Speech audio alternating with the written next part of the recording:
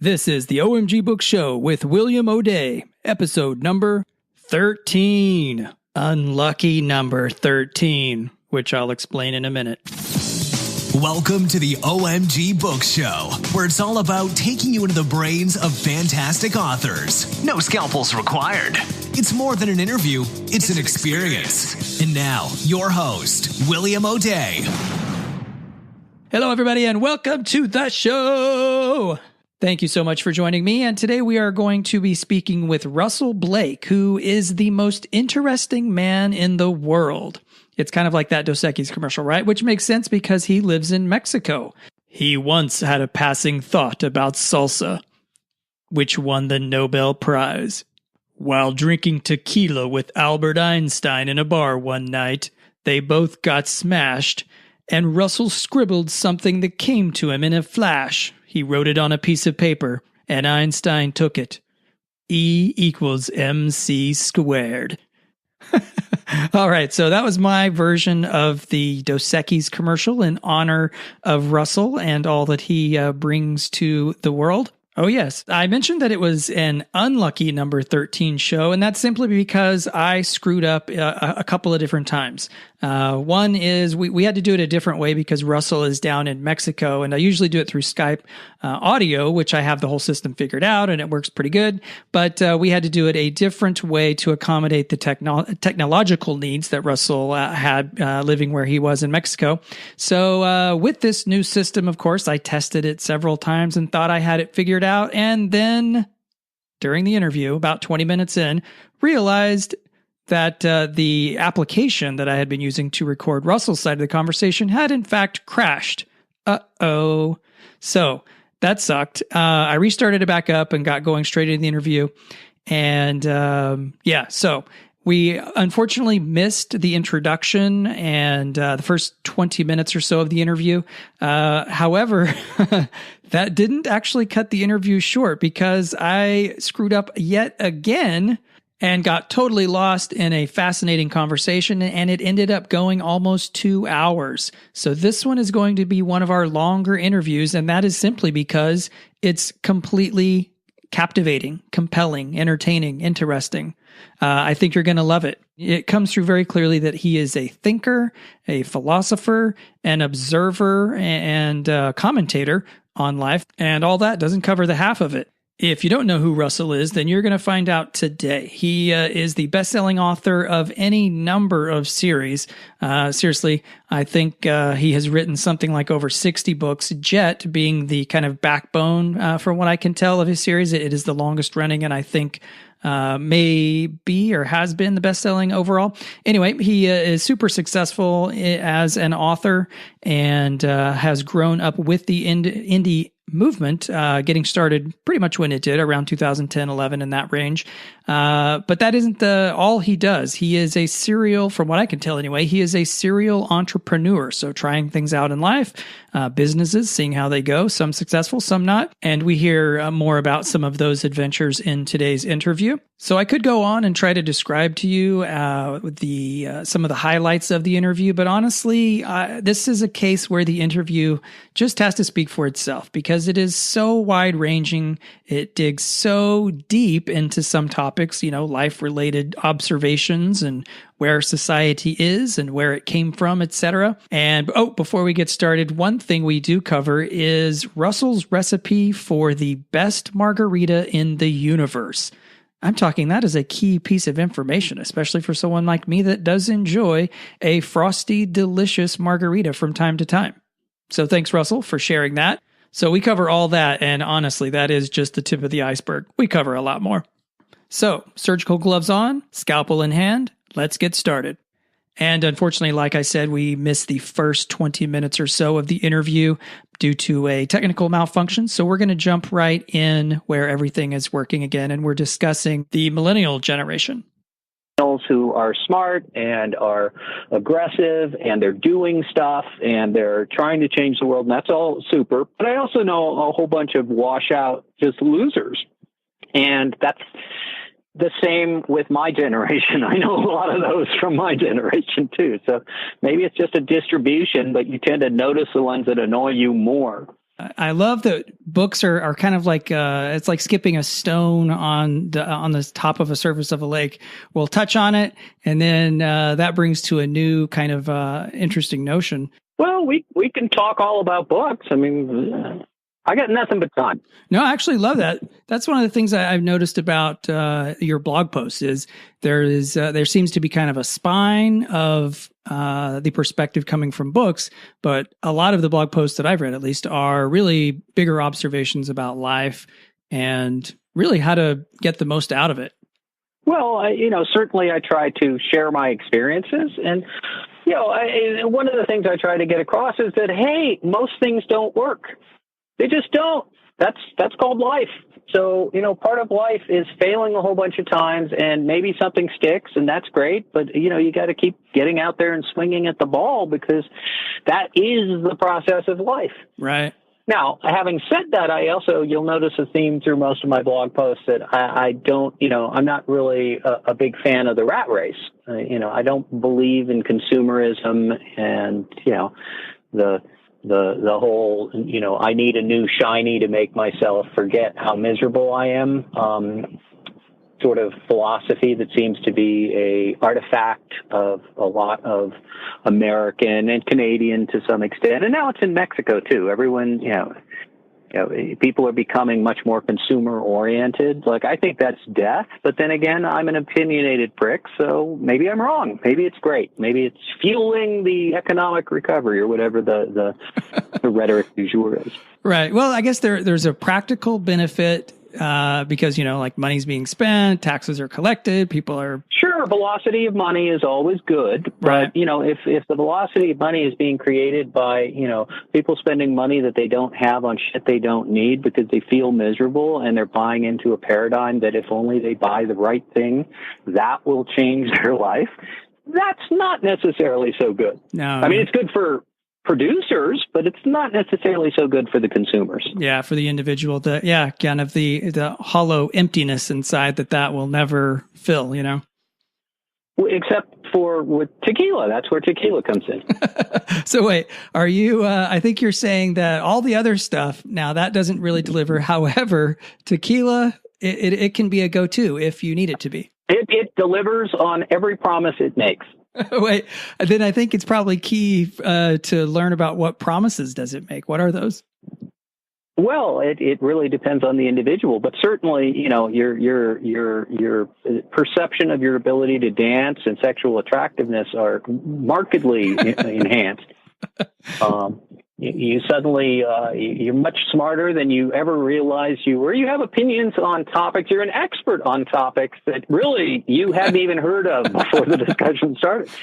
So no, it's remarkable. It's an elixir to be used cautiously and sparingly, and to respect. But it certainly it gets the job done. I keep going back to that. Right, and I think you're talking about how it can help you to be fully confident in something that you may know little about.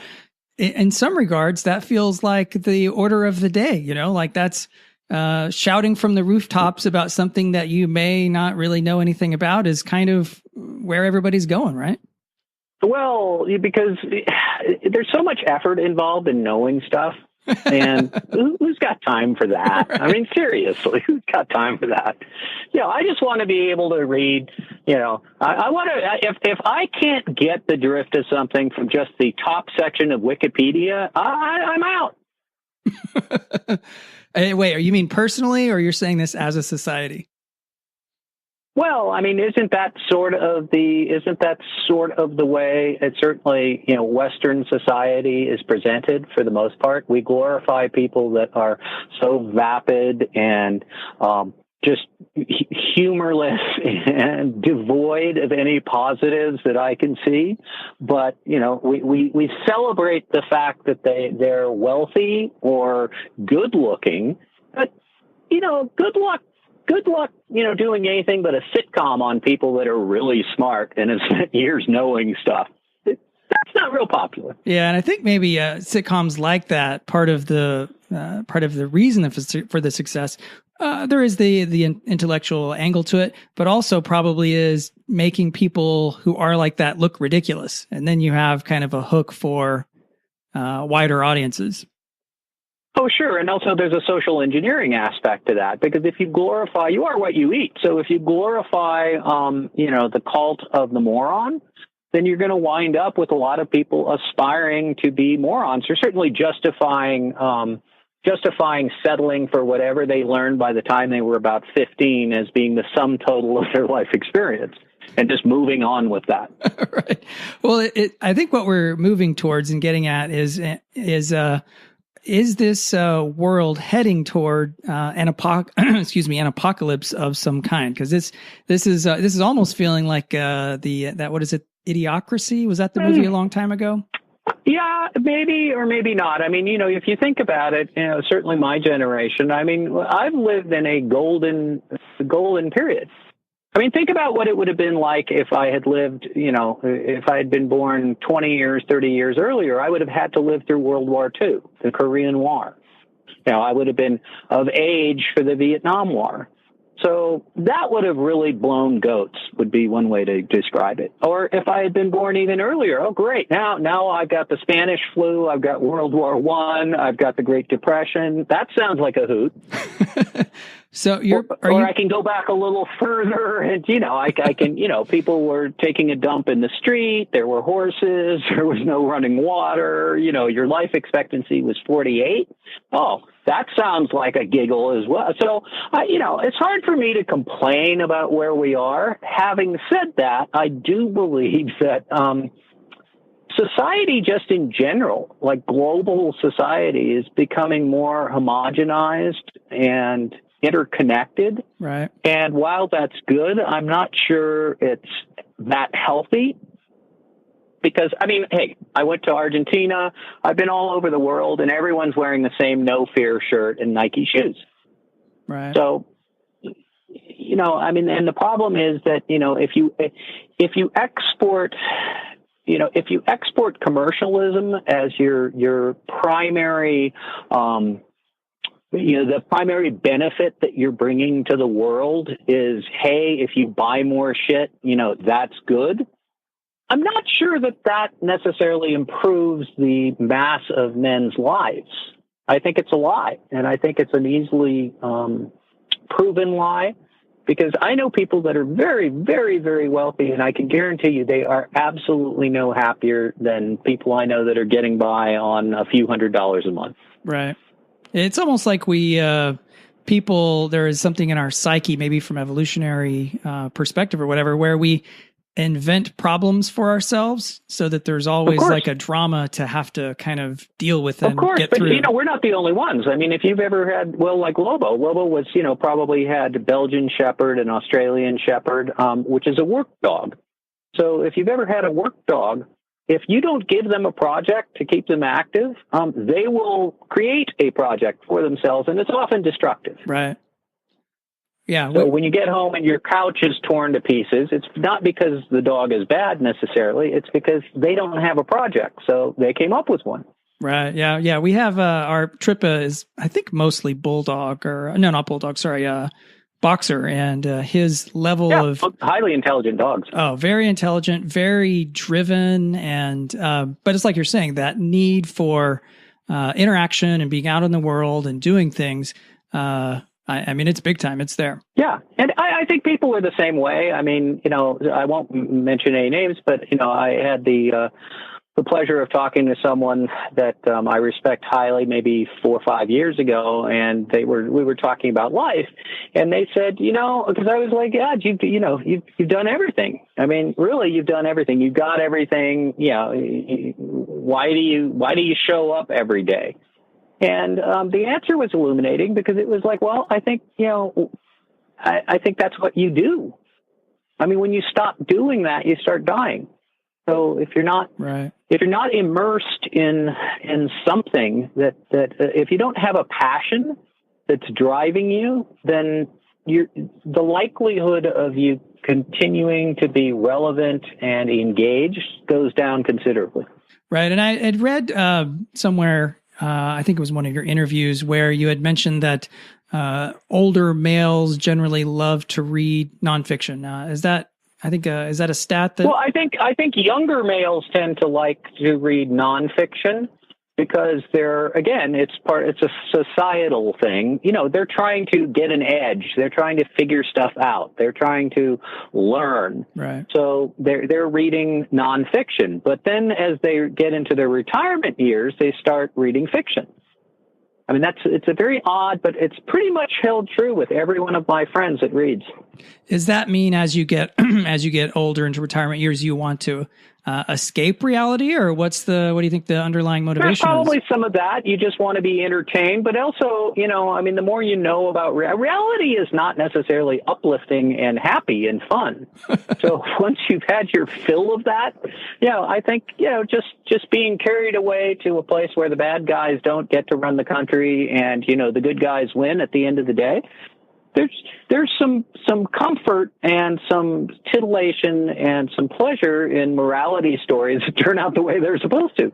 Yeah, absolutely. I mean, that's one of the probably underlying themes that, or the reason for me personally, and probably many people love Star Wars, is that it's pretty uncomplicated. You have good guys, and it's a classic hero's journey. It's got all of the archetypes, and it serves a purpose. It tells a story that resonates and has resonated throughout history. Yeah, absolutely. And I feel like just from talking with you today and the blog posts that I've read, you've got a self-help nonfiction book just flowering, waiting to happen. Is that something you considered? Oh, yeah. Yeah, I wrote it. It's called How to Sell a Gazillion eBooks While Drunk, Incarcerated, or High. No, drunk, high, or incarcerated. That was it. Right. And that's published out on the shelves right now? Oh, that's on the shelves. You can pick it up. It tells you everything you need to know to sell a gazillion ebooks in no time. In fact, that's the title. How to Sell a Gazillion ebooks in no time, even if drunk, high, or incarcerated. And you have, I assume anyway, you have on the interior flap, you have the Ronnie from Minneapolis did this and totally it worked, and all of those kind of, what are they called? Oh yeah, no, of course. I've got testimonials from some of the most famous living and dead people in the world, some of the authorities on the topic. Wow, that's awesome. Very good. Yeah, and what's amazing about that is, though, even in the first sentence of the description on the product description, as well as in the book, it says, a parody of all things writing and publishing related. You'd be surprised if you go and read the reviews how many people don't get it. Oh yeah, what do they say? This is nonsense, or you should just. I don't want to steal the thunder. It's an experience. It's like a first kiss. You just got to go read the reviews and see the outrage when because they were expecting to be told for $2.99 or whatever it costs how to sell a bazillion ebooks in no time, even if drunk, high, or incarcerated.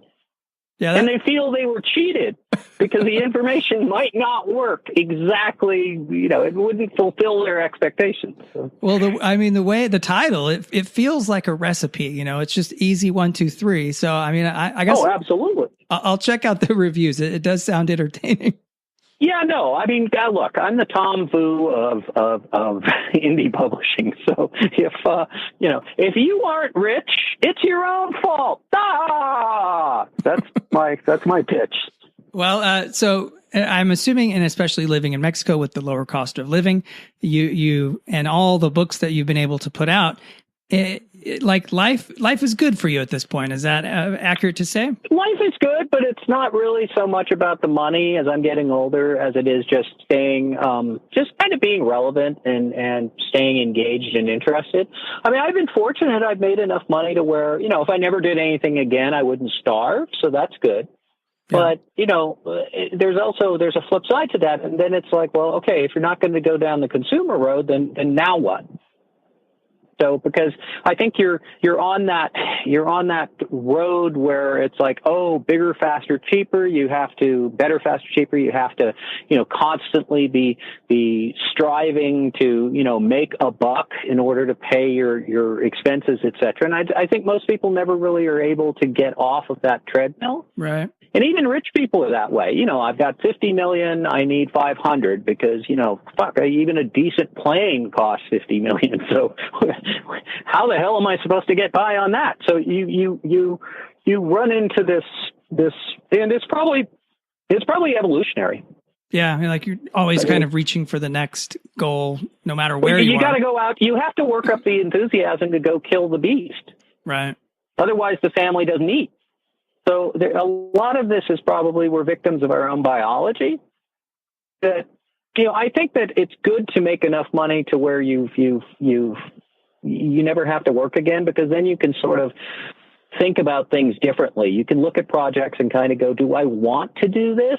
Right. Or and a lot of times, that's not how I approached projects before. It was like, okay, the number's right. I'd be crazy not to do this. But now I'm a little more selective about what I get to do, stuff that I'm more interested in and less driven from a financial motive. Right. And then when you look at a project, I was one of the things that I was noticing about you had written a couple of books with Clive Cussler. And back when that happened, what were was it, or maybe combination, but like money versus education versus whatever? What were your motivations for jumping into those two projects? Well, I've always respected Clive, and I grew up reading him. So I was looking at authors that I'd be interested in co-authoring with, and I got lucky right out of the gate. He was the first person I talked to. Wow. And did you pitch it to him, or did he come to you? Well, of course. No, I pitched it to his agent, and who's he's now my agent as well. So that turned out well. And, we made beautiful music together and accomplished everything we were hoping to achieve with the series. And then, I moved on. He moved on. He's got a woman, Robin, is writing them now, which they wanted a female perspective, which is fine. I don't have the right chromosomes for that, so I can't say that I could have been a contender on that one. And I haven't approached anybody else about really doing any co-authoring, any big names about co-authoring. I think I pitched Jim Rollins at one point, his agent. But there's very few authors I'd probably be a good fit with. I mean, I think I could probably do a Patterson novel pretty better than most anybody else probably could, because our approaches to story and structure and editing are very, very similar. Mm-hmm. But beyond that, I don't know too many other co-authors, that I could write for that it wouldn't feel terrible for me and just be a chore for them. All right. What was the process of working with Clive like? Was he kind of in an editing capacity, or just like, here's an idea? And no, he was in editing. He was instrumental in story. There's large tracks of prose that are, his. I mean, he was active in every single area of the books. So, he's still, again, he's staying engaged. So I learned a lot, from working with Neil over at Putnam and the editing staff. And, it gave me an interesting perspective of the New York, Big Five publishing experience. It's very, very different than the indie world. Let me put it that way. Yeah. And are those the only two books that you have traditionally published? Yeah, no, I've never really solicited, I've turned down a couple of traditional publishing offers, but I make a lousy employee.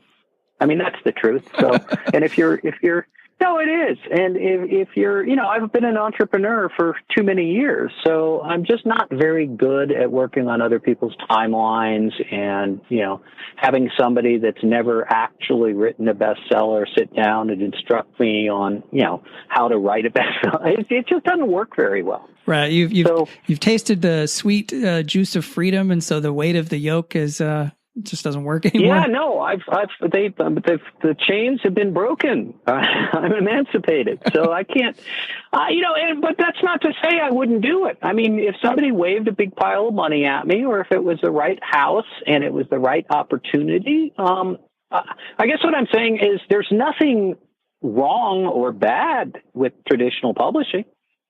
I mean, you just have to know what you're getting into. You have to understand that you're at the mercy of a whole bunch of people who probably have never heard of you, and where your project is just another in the long, unending chain of projects that they've got to issue for it this month. Right.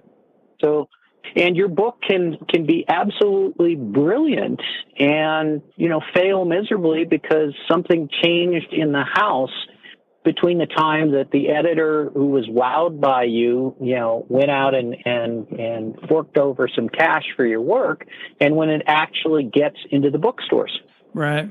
I mean, that's a year and a half most of the time. So there's, the editor moves on, goes to another house, gets fired. And now you've got a bunch of, accounting types sitting around with the sales team trying to figure out which books they're likely to sell the most of next month. So you may have an absolutely gorgeously written, riveting, potential bestseller, but if the marketing and sales team aren't behind it and they don't put the resources there, it's going to die. Yeah. And that's just too many outside forces. It's too many external forces for me to be comfortable with unless that's offset by an awful lot of money up front. Right. And then, so, I mean, going on the indie side of things, which obviously you have a lot more control and responsibility for, what's kind of the timeline for you now from a start to pushing the publish button these days? Well, it depends on each book, but typically speaking, from outline to publish, it's usually, I'm working about 3 months ahead of time, 3 to 4. I mean, if it's a new genre that I'm experimenting in, it might take a little longer, but I don't see any reason. Once the work's done and I've been through it 3 times and it's off to the editor, so many things can change in any kind of publishing, but certainly in indie publishing, where, again, you're at the mercy of the whims of the channel. And what worked last month probably won't work this month. So viewing your career with the conceit that, I had a hit 6 months ago, so I'll just do the same thing and it will be predictable, is absolutely, it's a specious line of reasoning. Right. It doesn't work that way. Yeah, it's one of the things that struck me about, and I think you've written at least a blog post or two kind of reflecting that sentiment.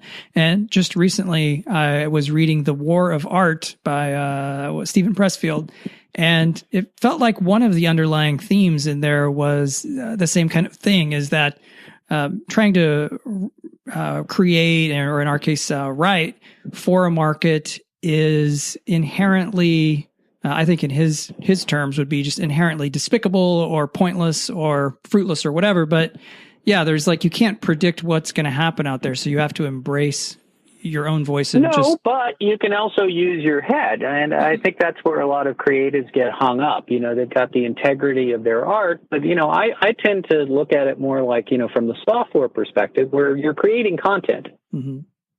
That's what you're doing. And I can't tell you how many companies have gone under because the engineering team sort of prevailed, and because they thought, hey, if I just write the best code, that's going to be the best seller. And it's tut. You couldn't be more wrong. Right. Otherwise, only the best cars would be made and only the best restaurants would be in business, and there wouldn't be any McDonald's. There wouldn't be mediocre crap that's consumed and wolfed down by people by the billions. So it's just wrong. It's wrong-headed. I admire it. I mean, if you want to starve to death, that's a perfectly legitimate. But if you want to be a working writer where you're creating content and then you're putting on your business hat and you're publishing it and you want to get paid when you press publish, that's a completely different business than creating art. It's not necessarily to say that you can't create art and publish it and sell well, right? But you better be really, really careful. And I think that's one of the places a good agent comes in, because they'll sit down with you and say, what the hell are you smoking? You really think, why would anyone buy this? So if you have that little voice in your head that can sit down and you can take off oh my God, I just created, the Mona Lisa, and you can take that off and then sit down and go, who's going to buy this and why? Right. If you can separate those two, if you can make that sort of mental split, then maybe you'll do well in this business. If you can't, you probably won't. So when you first started writing back in, I think I had read somewhere it was like 2011 or so. Yeah, June of 2011. June of 2011. So did you go into it with both of those hats on, or one or the other more? Well, I fumbled my way through it because I looked at it more from a business perspective, because I'd been writing, for years just to amuse myself, and also writing technical manuals, and just, writing was kind of part of what I did. But I never really writing novels except to, try my hand at something and then go, that sucks, and throw it in a drawer and never see it again. But, around 2011, 2010, 11, the whole self-publishing sort of revolution was going on. And a friend of mine convinced me, who'd read a couple of my books, and was, those aren't too bad. You should create an Amazon account and see if anybody else thinks they aren't too bad. So it was sort of entered with that spirit, but then I quickly, viewed it as a business and kind of went, all right, because that's my background, is sort of being an entrepreneur. So I was like, okay, so I need a plan. So what's my plan? Right. So I had to then come up with a plan. And, it was like, okay, I need to issue forth enough books so that there's a body of work that seems credible in a fairly short period of time, because that would be one way of differentiating myself from everybody else that has 1 or 2 books out. If I have 10 or 12, I'm more of a real author. My covers have to be professionally done. I need help with my editing. So I need to budget for that. And I kind of drew myself up this primitive business plan of, okay, I'll give it 18 months and I will invest appropriately. And if it's successful, super. And if not, I did my best. In other words, I did everything I can think of to make it a successful business. Right. And then how quickly, or I feel like I remember it being fairly quick, how far into that journey did you realize that things were starting to click for you? Well, it was very abrupt, actually. I mean, I remember December of 2011, I had 1, 2, 3, 4, 5, 6. I'd written 7 books, and I think I cleared almost $1,400 in December. I was like, this isn't going to work. Right. This is not the kind of numbers I was hoping for, because it was costing me about $1,000 to do a book. Okay, wow. By the time I finished with a cover and an editor and proofreading and formatting, et cetera, not even counting my time. So I was like, I better see a better ROI than this, or this thing's going to be sucking on exhaust fumes. And then in January, I started, Kindle Unlimited, or whatever it was, the precursor, where you could run free books, et cetera, came out. And I sort of jumped into that in February. And because by that time I'd written 9 books, that was when you could run a free book and it would have the effect on Amazon's algorithms of as though you had sold.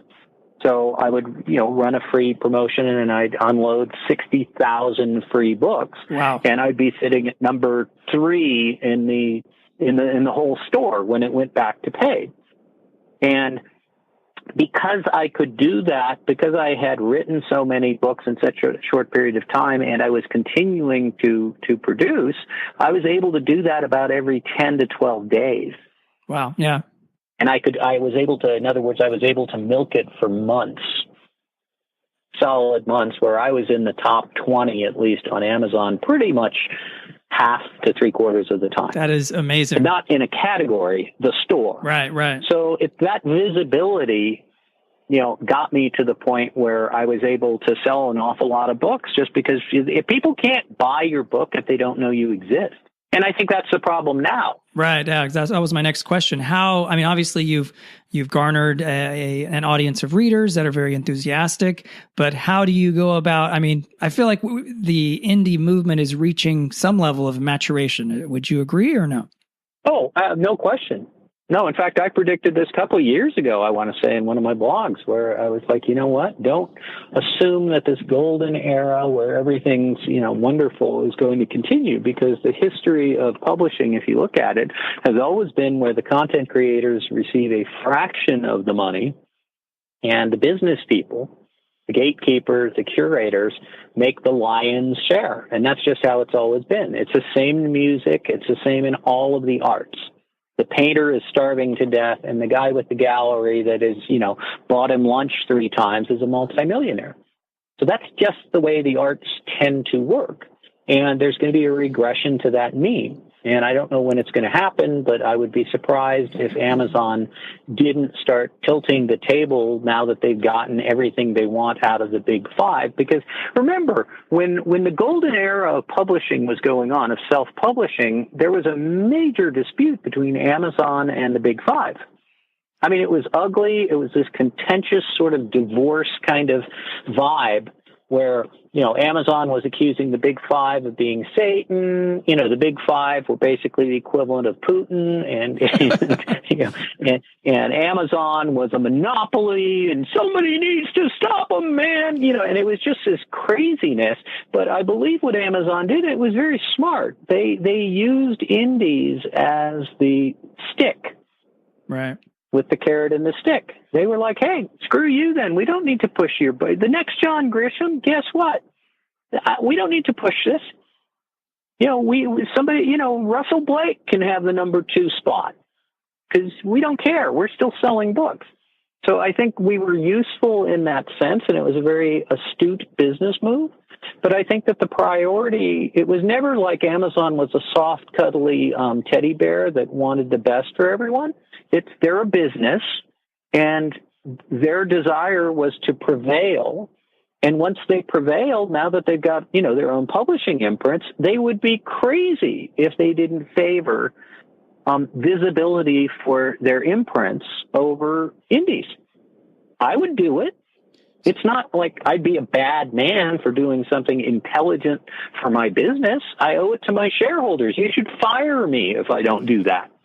So I look at it, and it's just business. It's like, yeah, if you can sell a $14.99 book for Random House, and they'll actually pay you to get visibility for that book, versus a $4.99, vampire love trilogy, that's not a hard one for me from a business perspective. Right. So I think we're seeing more of that, and I think it's going to continue. So you think that, I guess, like in the algorithms or something, there is a continual shifting back towards promoting traditionally published books? Is that what you mean? I think that you're seeing a lot more of that, and I think you're seeing that in the market decline in indie market share when Hugh and his buddy were running that author, I forget what it was. It was a research site that every quarter would show you what market share was for indie publishing versus traditional versus small house, etc. Right. And they stopped sort of publishing that a while ago but the last few of them, it was like someone hit a switch. Indies lost 20% market share in one quarter. Guess what? That doesn't happen unless, you're Hitler and, it comes out that you've been, you're a child rapist or something. It just doesn't happen. So it's suddenly the switch got turned and something changed.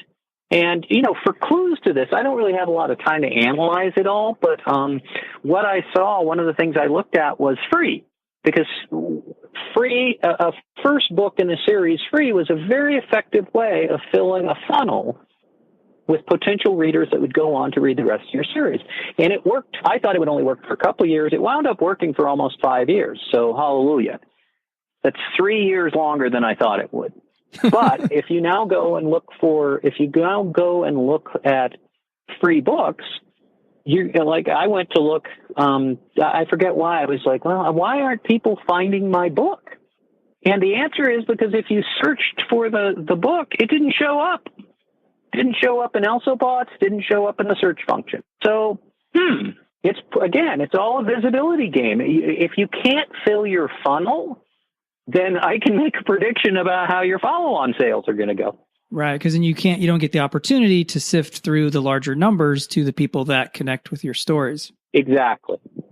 I used to, I think that the numbers were somewhere, depended on the genre, but, you could expect if it was competently written and a relatively compelling story, between 10 and 30% follow through from a free book. Mm-hmm. Like if you did a 99-cent special with BookBub, you could expect about 30% follow through, because presumably people that actually paid the 99 cents are more likely to even read the book in the first place. Right. Because now they've invested all that money. But, a free, if you could get 10 to 15%, then it was just a pretty simple, straight line calculation. If I want to sell 5,000 books a month, and it's 10, percent, let's say, is my conversion rate to my second book, then it sounds like I need about 50,000 free copies to go out every month. So if that suddenly becomes 3,000 or 4,000 because the free book is completely, there's no visibility for it, I can make a prediction on what's going to happen on your sales. Right. Well, then how do, obviously I understand what you're saying and I agree with it, the changing of the algorithms over time, but then because there are still free categories and a free list. Sure.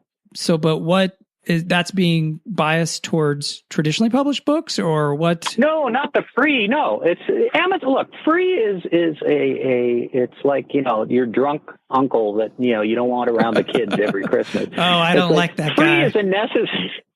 We all have one. It's free is I like to think I'm that guy at most parties, but free is sort of like, it's a gotta have, but they're not particularly, I wouldn't be enthusiastic about having to give bandwidth and resources to something I'm not getting paid for.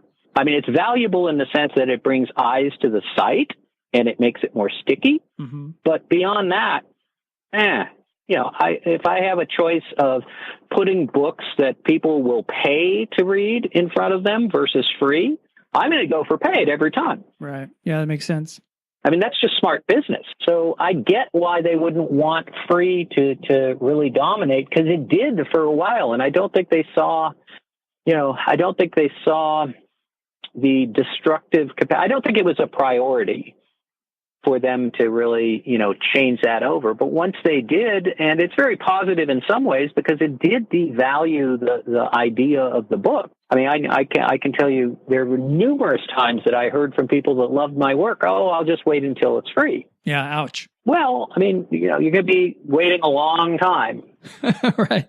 Is that like conditioning customers, readers, to expect cheaper or free books, I guess, over time? Well, it devalues, everything's perception. So it devalues the look, if $100 bills required, 2 minutes of your time instead of however many hours it takes to make one, how would you value $100 bills? Right. Right. They just wouldn't have the value. They'd be like, I think about it from the perception of the very rich. I think that's one of the greatest problems that they have is the ennui of the very rich. It's like if you can have absolutely everything and the money is not really a differentiating factor, then everything is valueless at a certain level. And so, of course, the satisfaction with it is probably diminished because, hey, I can have anything I want. So it's kind of the same with free. If you get used to just, books should be free, then you're conditioning people to perceive little or no value in something that somebody may have spent a year, 2 years, polishing like a blue diamond. Right. So it's destructive in that sense, and I think the subscription programs are somewhat destructive in that way too, because what they've done is they've converted the people that voraciously were reading, and by the way, that's who. If you look at that kind of market segmentation, it really is the voracious readers that are the lifeblood of indies. And there's an obvious reason for that. The reason that they're reading indies for the most part is because they are voracious readers. And if they can buy a book for $3 or $4 or $5 instead of $15, it costs them a lot less to service their habit. Well, free appealed to a lot of those people, and then I think that they brilliantly transitioned them to the subscription model where, okay, it's not free, it's $10, but for Christ's sake, $10 is about as close to free as you can get, and you can read as many books as you want. Right, yeah, for that. But doesn't that make a different statement than, oh my God, this book is worth reading at any price? Right. I mean, I think that's with almost any creator in any medium, that's the challenge or the battle that you fight, right? You have to be able to convince people and win over those fans that yes, your work, maybe not any price, but is worth paying for, right? Sure, and one of the ways you do that, I mean, my blogs touch on that all the time, is that you have to, if you want my advice on what to write and how to write, I mean, it's really simple. You have to create a voice and a storytelling style and a lyricism to your prose or whatever it is. You have to differentiate it so that it's something that isn't fungible with all other authors. In other words, it has to be so unique in whatever way it's unique that they can only get it from you. Right. And that's a tough nut to crack. Yeah. And that's, generally speaking, I don't think that's like a skill that develops quickly or easily, Huh. No. Well, think about it. What field can you think of where becoming exceptional happens quickly? Right.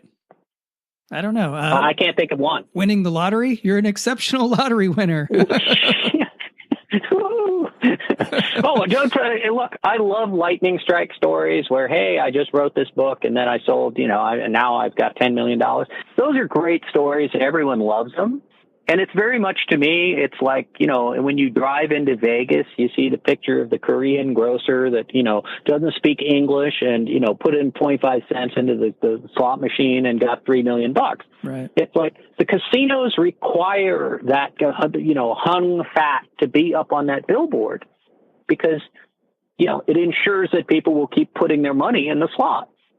But I think I think the positive to me is that a lot more, the people that I talk to now that want to be independent authors or authors in general, tend to be taking it a little more seriously than the gold rush mentality that was there in 2010, 2011, 2012, where it was like, oh, well, I'll just knock something out in 2 weeks and slap a cover on it and I'll be rich. Right. Like, you don't hear that as much. Right. The gold rush is generally over and we're back to kind of real life, which is the long game. The long game. And it's also just a very, very hard business to make a steady living at. It just is. Always has been. This is not news. I think that for a period there was a perception that this time was different. And it's not. Well, it never is. I mean, once you're old enough and you study history, you realize that, very few periods in history have actually been different. Right. So very few, in any history, whether warfare or culturally, I mean, human beings tend to have this remarkable conceit that they're the first ones to ever, to ever conceive of the idea of taking a bite of the apple. So every generation feels that way, as though they invented sex, they're the smartest, all that stuff. No, I mean, it's true. I thought that when I was growing up, I thought, oh God, how did, these people are so, I mean, how did they manage to make it this long? Well, hey, it's like, I know for a fact sex was invented like 2,000 years ago because I saw the Kama Sutra. I briefly looked at a few pages when I was 15. Yeah, they went to, that's available online too, I think. They have videos now. Oh, really? Like illustrated? Are they just porn or are they higher brow? Well, just porn? Excuse me. Sorry. I think I just stepped in it. Porn built the internet, my friend. That's the only reason we have it. It's true. And I think porn and defense spending pushes technology. I think that's right. Well, porn certainly played its part in the internet. I don't know. Definitely defense spending and space research has been a boon to most American corporations. It got the taxpayers' technology for free. Thank you, taxpayers. Well, Russell, you clearly, actually, before we move on, I wanted to ask you about the subscription services that like Amazon is coming out with, and I think there are other companies mimicking that, and it's existed for a while on the music side. What about the idea of the direct patronage to creators, like in Patreon or Drip coming out in Kickstarter? It's kind of like a subscription service, but just with the direct connection and no middleman. What do you think about those? Yes and no. Yes and no, because I think a lot of people, myself included, view most of that as begging, and that's a hard line to take, but it's kind of like, there's this thing called a book that you create as a product, and then you put it out there, and it either sells or it doesn't. So, that's the business you're in. Mm-hmm. So if you then try to go, well, I'm not really successful at that, but I still want money for my work, it's like, well, the market has a mechanism to reward you for your work. It's called selling books. Right. So if you're unable to sell books and you want someone to pay you to keep generating content, good luck with that. Good luck with that in pretty much any field I can think of. Imagine if you were a kid in your basement. It's like, oh, well, I just want to develop software, but nobody really wants to buy it. So I think, I'd like people to just give me money so I can keep doing what I like to do, even though there's no market for it. Right. Well, sure. If you want to be a patron of the arts, you could reward that. But, so I'm not big on, I want you to pay for me to follow my dream. Something about that just doesn't sit right with me. I know I'm probably going to get a ration of shit for saying that, but it's the truth. Well, I know, because, man, you're so mean. It's easy for you to say. It's like, well, no, I wouldn't have done it when I wasn't selling any books.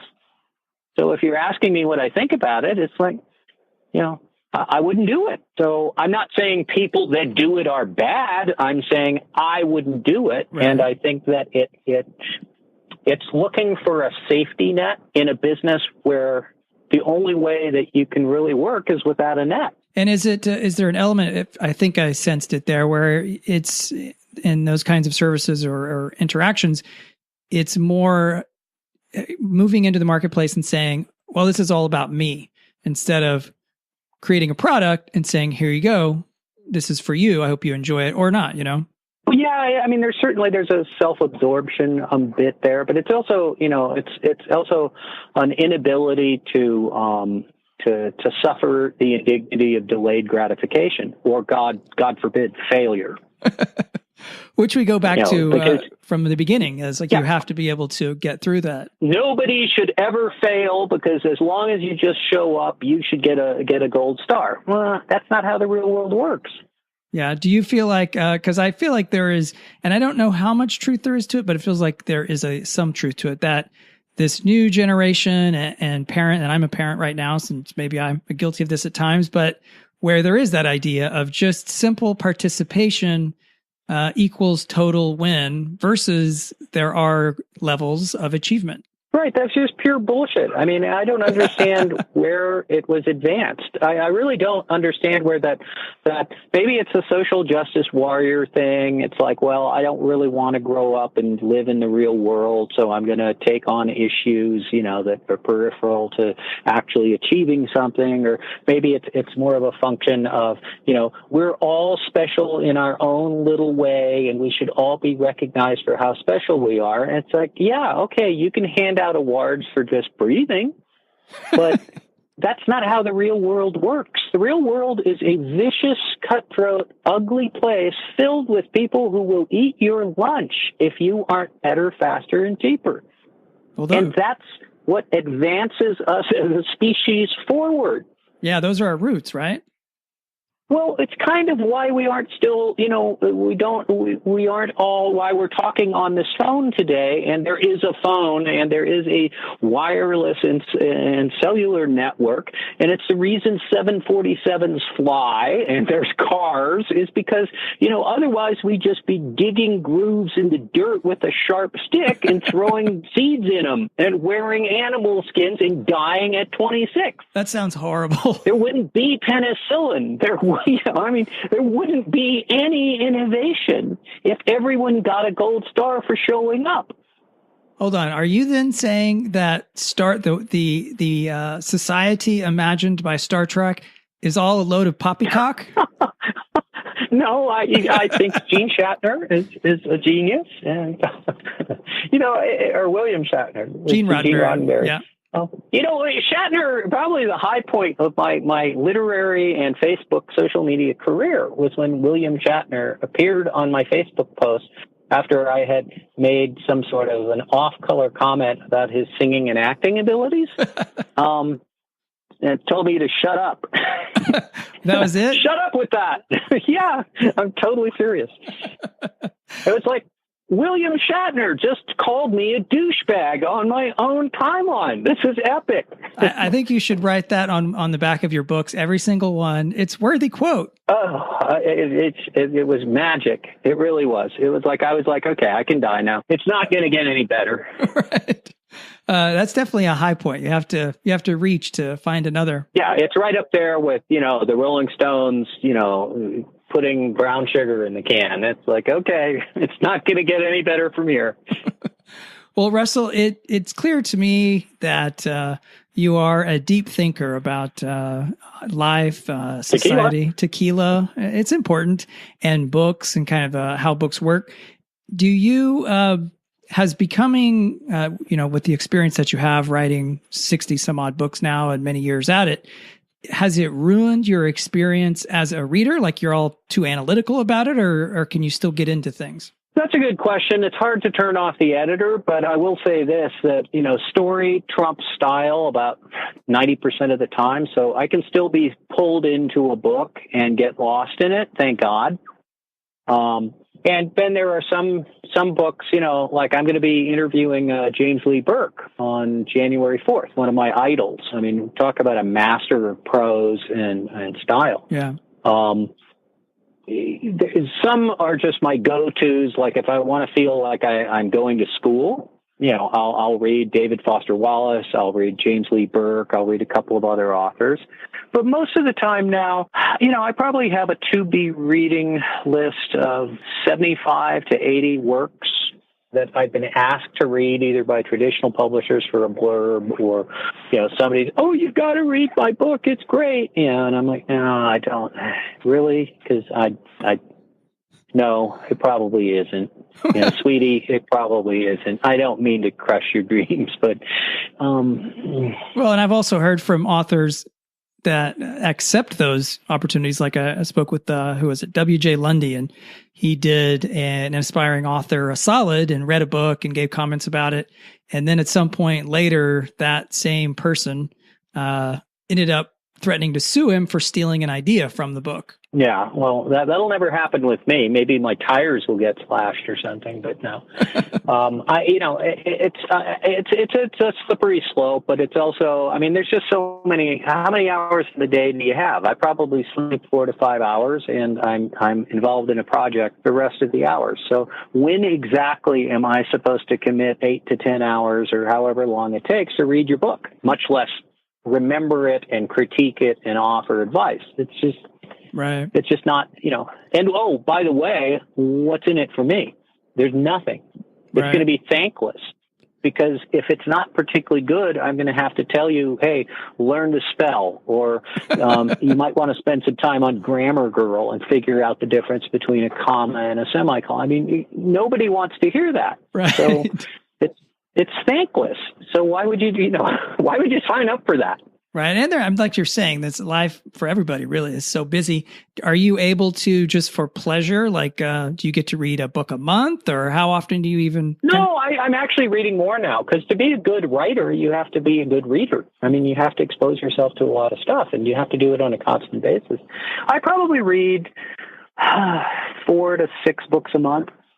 Oh, wow. Like one a week. Yeah, that's quite a bit. I mean, that's way more than I was expecting from the way you were framing it. Yeah, but I mean, again, I read nonfiction and I read fiction. So, I'm deeply interested in a lot of historical stuff. I'm interested in the origins of politics, of the structure of the constitutional republic. And so there's a lot of stuff I'm just interested in, that's not really related to my work, that I just find fascinating. Right. I'm also interested in psychology. I'm interested in architecture. I'm fascinated with the whole crypto, the blockchain thing, and how that's, going to transform industry over the next 5 to 10 years. So there's you have to read in order to understand all that stuff. Right. Right. Well, it's obviously just from the flavor we're getting from talking today, you work a lot. Work is a big part of your life and experience. Do you also play as hard when you're having playtime? Yeah, I do, and that's why I work as hard as I do, because I'm my own worst enemy, and frankly, left to my own devices, I'll get into a lot of trouble in a short period of time. Is tequila involved in that? I'm not somebody that's like, oh no, tut. Those appetites will not be satiated today. I'm not very good at that. So, right. And I have no filter, so. I'm probably better off in 3 or 4 different projects at a time than just laying on the beach. Let me put it that way. Right. And I saw where did I see it? Maybe it was Amazon. I saw you holding a giant, or at least a large mahi. Is fishing a big pastime for you? It used to be. Now I don't. It's because I feel sorry for the poor fish. I read a study on game fishing, and it was like this epiphany for, these scientists that had done the study. And they went, oh, yeah, apparently torturing animals, fish can feel pain. We didn't think they did, but apparently they do. Okay. And I'm like, well, yeah, anyone that's ever hooked a marlin and watched it fight for its life so that you can have bragging rights for an hour, could have told you that it meant it. Right. It wasn't a game. It was struggling to stay alive, and it was in tremendous pain. So once I read that and I reflected on, because I'd been an avid fisherman, I couldn't really bring myself to fish anymore, because why would you torture a sentient being for your own amusement? To me, there's other ways to pass the time that are more stimulating. So I'd rather do that.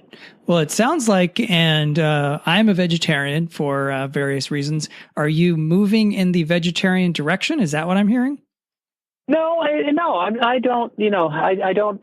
It's not an ideology so much as it is just an awareness that life is fairly short. I'll give you an example. I mean, I stopped eating pork. And it's not because, pork, it's bad for you. It's because, I read a long article gauging the IQ of a pig around that of a 4-year-old child. It's roughly twice as intelligent as the smartest dog. Wow, I didn't know that.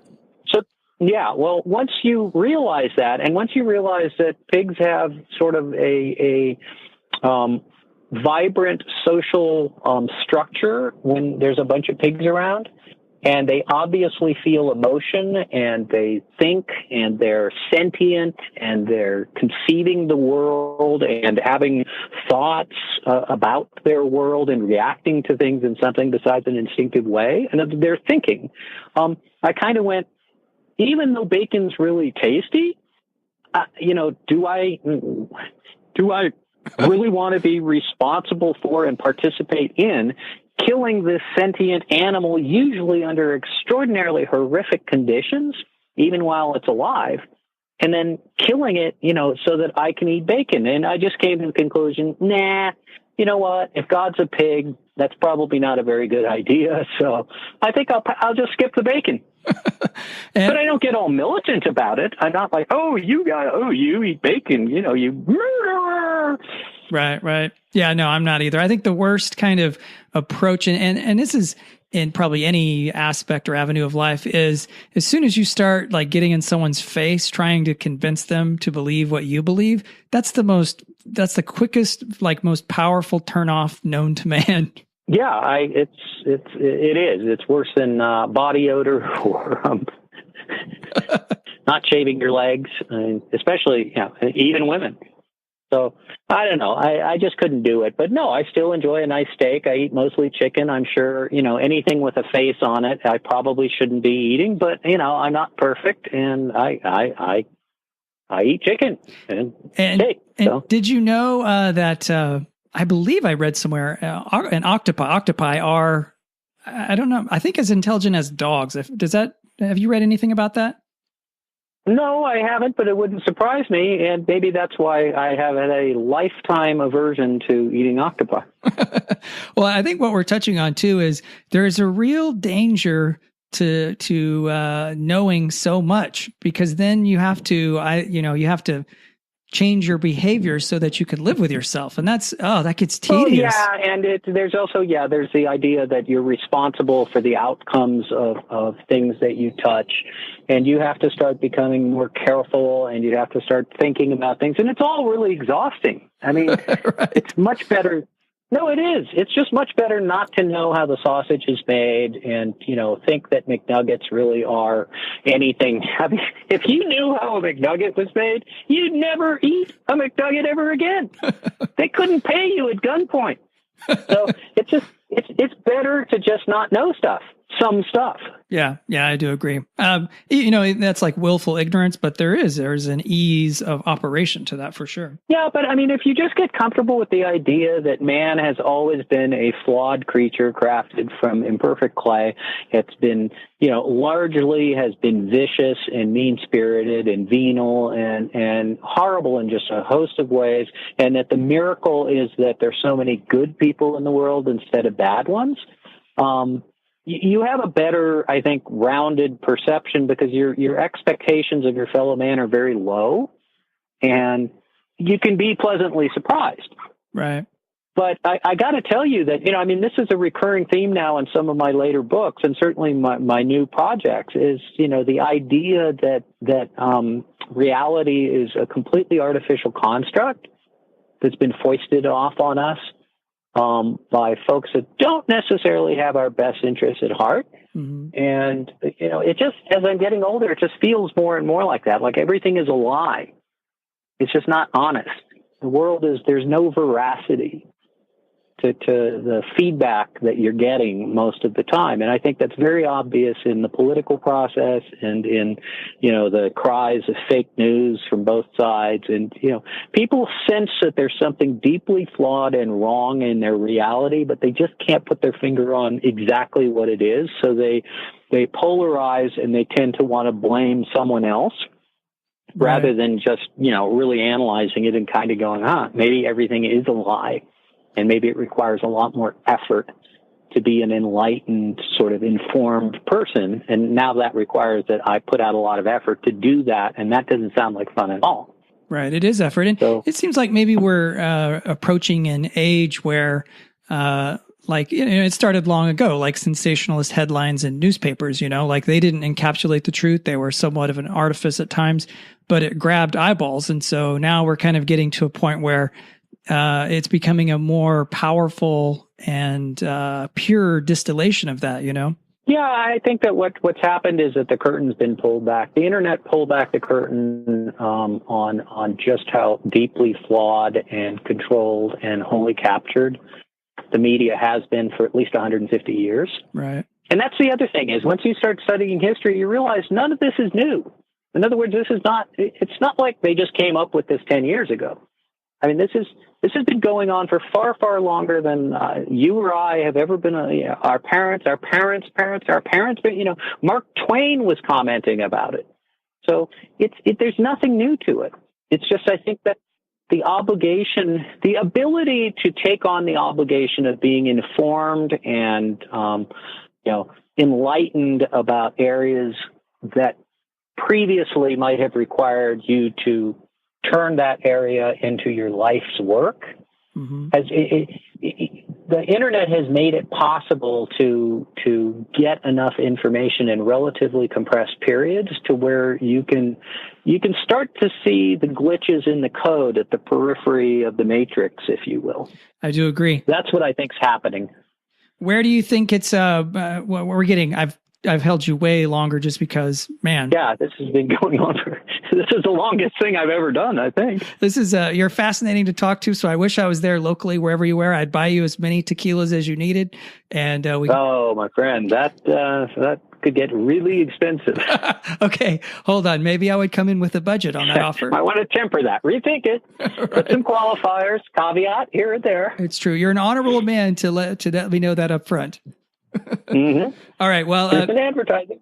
Well, then we're getting near the end of the show, and really we're way beyond that. But anyway, we're going to run with it and say that can mean only one thing. Welcome to the Rorschach round, where we use ambiguously odd questions to delve deeper into the minds of these amazing authors. Let's get started. And that is where I ask you a few ambiguously odd questions so that readers can delve more deeply into your mind. And honestly, after the discussion we just had, I don't think we can go deeper, but whatever. We're going to try anyway. Okay. All right. So if you're ready, we will proceed. Okay. I'm all primed up for it. All right. So has anyone ever made you mad in real life that you subsequently maimed, tortured, or killed in a book as a character? No. Wow. You're a good person, Russell. No, it's just I'm lazy, and why would I devote any effort whatsoever to somebody that made me that mad? Yeah, that's true. Or put the energy into even taking offense to that level. Yeah, no, it's the old saying from Buddhism, where if someone offers you an insult and you refuse to take it, who does it belong to? Right on. Okay, and next question: what is there one thing that you haven't done yet that you would still yet love to do? Wow. God, I could get into so much trouble with that.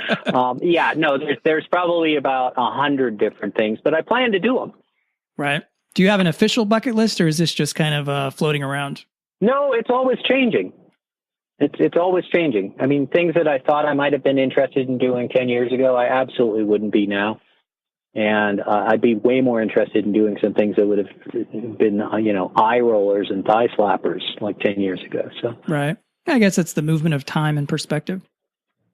Yeah, more perspective than time. It's just like, I think that what happens is as you start getting older, the possibility, or rather the certainty that you're nearing the end of the runway becomes more manifest and real. Yeah. So you become more careful with where you're going to allocate your time. Would it be good to have that perspective in youth? Yeah, absolutely. I would say that the one thing that you would want to teach any of your kids is that, just if you can impart one thing to them and one thing only, it's that, actions have consequences, and there's such a thing as cause and effect. So if you would just stop and consider and ask yourself, what is the result of the action I'm about to take? Whether it's getting into a car with someone that's drinking too much, or getting on a bicycle without a helmet, or putting your hand on a hot stove. If you just teach them that one question, right? What is the consequence? To ask yourself, what is the consequence of whatever I'm going to do? You will have improved their life markedly. All right, I'm writing it down. I actively parent every single day, almost every hour of every day. So, well, once you teach them that, you don't really need to teach them a lot else, because they'll figure it out. Well, I guess that's the hard part, though, is teaching it in such a way that they actually take it on board. Well, the problem is then you have to do it too. So hold on, because they're little sponges. They'll just look at you, and if Daddy doesn't do that, it's like, why should I? Hey, hold on. This is not about me. This is just me telling them what to do. Exactly. Oh, right on. Okay, so next question here. Just a couple more to go. And if you were to write an autobiography at some point in your life, what would the title be? Probably Falling Off a Log. And is that because that's kind of a life in general? You're kind of always falling off, but climbing back up? Yeah, because it's like, life is falling off the log and getting back up. And also some things that are very difficult to other people, it's all a question of perception. If I thought anything that I was doing was impossible, I'd be right. I wouldn't be able to do it. Right. So I tend to view most challenges as, this is probably going to be like falling off a log. It's probably going to be relatively simple. And everybody else is just making it seem difficult because whatever. So if you have that perspective, you're probably more likely to bite off more challenges. And if you bite off more challenges, just simple law of numbers would say you are more likely to succeed at more. That is such an important perspective for life. Last two questions here. These are going to be quick surface levels. Frida Kahlo or Salma Hayek? Wow. Do I have to choose? Well, you don't have to. No, it's. You're encouraged to, but no, you don't have. You're the guest here. You can do whatever you want. Well, what's that old Ben Franklin said? All cats are gray in the dark. I don't know. Either or. All right. Next question here. Alfonso Cuarón, who is the director of Gravity, amongst other films, or Alejandro Iñárritu, which is the director of The Revenant and other films. Oh, Alejandro. Oh yeah. Did you see The Revenant? No, but I've read some of his interviews, and he seems like a fascinating guy. Wow, I haven't read the interviews part, but I have seen a few of his movies, Revenant amongst them. Absolutely fascinating. So we're almost at the end of a dangerously fascinating interview. But before we go, Russell, do you have any new projects or things that readers and fans should be on the lookout for? Well, it depends on when this is going to go out. But if it's before the end of the year, I've got a new Jet Renegade, will be releasing on Amazon on December 28th. And on Apple and Barnes & Noble and wherever fine or not so fine ebooks are sold. I think it's January 9th. This episode will air on January 16th, so we'll catch those just after release. Okay, perfect.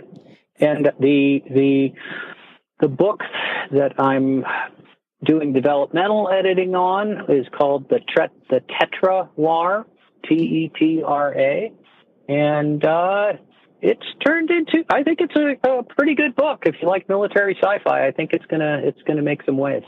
That's cool. And is this you're writing this book, or what's your role? No. I'm doing developmental editing and helping the guy publish it. It's the first time I've ever done this with anyone, so it'll be interesting to see how it turns out. Oh, that's cool. But it's a guy named Michael Ryan, and the title of the first book is The Tetra War, and you'll probably see my fingerprints all over it because I'm doing the editing and developmental editing. And it's more than just, this is great, change that word, we're done. Right. And is that a service that you are offering to the public, or was this just a personal connection? No, absolutely not. Okay. No, I'm not sure I would ever do it again, frankly. All right. We should I want to make sure people out there know. No, this is a one-off deal. It was something that caught my interest, and I thought, hey, I'll try it and see how it goes. And it's wonderful. It's been a wonderful experience for me, but I'm not sure that I would do it on a regular basis. Right. It's too much work. Okay, well, that sounds awesome. And if people want to find out more about you and what you do, where would be good places to look? On Facebook, just look for Russell Blake. And I have a website, a blog at russellblake.com. And I have an Amazon author page, same thing. Just look up Russell Blake, and there I am. Awesome. Well, we'll make sure all of those links are in the show notes. And Russell, once again, now that I have actually fulfilled my duties to some degree as a show host, I just want to thank you so much for coming on the show. No, it's absolutely my pleasure. I'm glad we had a chance to talk. So I hope you enjoyed that interview as much as I did, because I completely enjoyed it. Some might say I over-enjoyed it to the detriment of the esteemed guest. Russell, if you made it through listening to this interview, I seriously do apologize. I fell off the professional wagon and just wanted to chat all day long. So next time I will go about it in a more proper way by somehow convincing you to join me at a bar and paying for tequila up to and not exceeding $100 US.